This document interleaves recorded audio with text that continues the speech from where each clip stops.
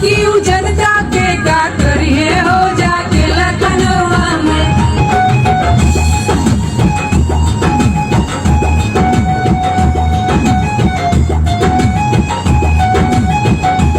जय हो, शेयरिंग भी होके के चाहिए।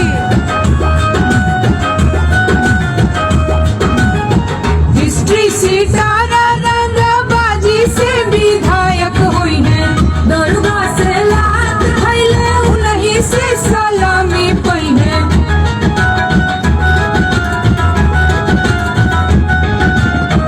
हिस्ट्री सीटारा रंगबाजी से विधायक हुई है, दरुआ से लात खैले उन्हीं से सलामी पई है।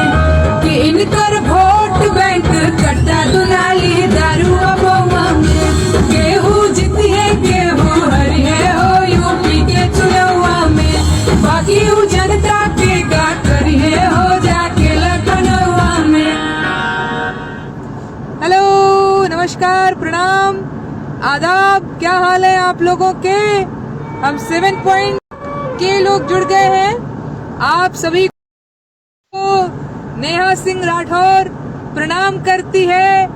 और आप लोग जहां से देख रहे हैं अपने कमेंट के माध्यम से